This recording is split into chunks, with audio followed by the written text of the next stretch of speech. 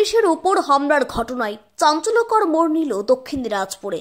BJP রাজ্য সভাপতি সুকান্ত মজুমদার সহ মোট 90 জন বিজেপি নেতাকর্মীর বিরুদ্ধে জামিন অযোগ্য ধারায় মামলা দায়ের করল পুলিশ।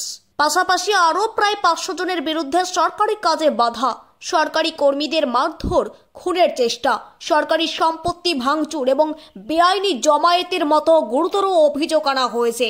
এই ঘটনার সামনে আসে শনিবার বিকেলে, যখন দক্ষিণ দিনাজপুর জেলা বিজেপি মুখ্যমন্ত্রী মমতা ব্যানার্জির পদত্যাগের দাবিতে বালুরঘাটে একটি প্রতিবাদ কর্মসূচির আয়োজন করেছিল। বিক্ষোভকারীরা মহকুমা অফিস ঘেরাওয়ের ডাক দিয়ে শহর জুড়ে একটি বিরাট মিছিল বের করে, যার পুরো ভাগে থেকে নেতৃত্ব দেন রাজ্য সভাপতি সুকান্ত মজুমদার। ওই দিন যে মিছিলটি থানা মোড়ে এসে পৌঁছলে পুলিশ ব্যারিকেড বসায়, কিন্তু বিক্ষোভকারীরা ব্যারিকেড উল্টে দিয়ে পুলিশের উপর ইট বৃষ্টি শুরু করে, যা ঘটনাস্থলে পুলিশ সদস্যদের মধ্যে তীব্র উত্তেজনা সৃষ্টি করে। এর ফলে 2 সিভিক ভলেন্টিয়ার সহ প্রায় 10 জন পুলিশ কর্মী গুরুতর আহত হন। এর মধ্যে বালুরঘাট থানার আইসি সুমন্ত বিশ্বাসও আঘাতপ্রাপ্ত হন।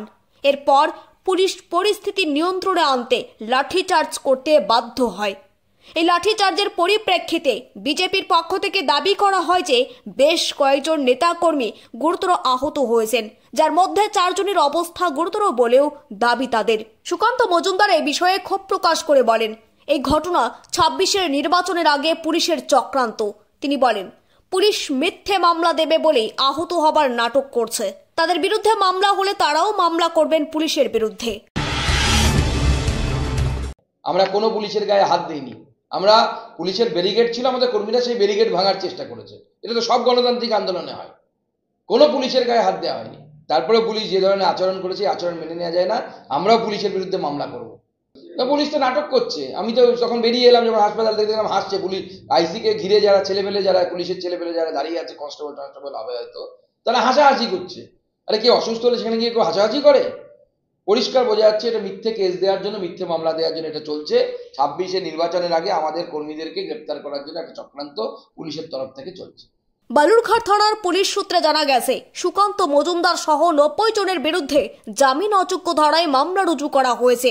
এই মামলায় সরকারি কর্মীদের মারধর, খুনের চেষ্টা, সরকারি সম্পত্তি ভাঙচুর, সরকারি কাজে বাধা দেওয়ার মতো গুরুতর অভিযোগ রয়েছে। পুলিশ আরও জানিয়েছে, 500 জনেরও বেশি নাম অভিযুক্তদের তালিকায় রয়েছে, যারা বিভিন্ন ধরনের বেআইনি কার্যকলাপে জড়িত ছিলেন।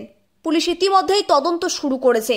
তবে ডিএসপি সদর বিক্রম প্রসাদ জানিয়েছেন, তদন্ত চলছে এবং দোষীদের বিরুদ্ধে যথাযথ পদক্ষেপ নেওয়া হবে। পিন্টু কুণ্ডুর রিপোর্ট, স্টার সংবাদ, বালুরঘাট।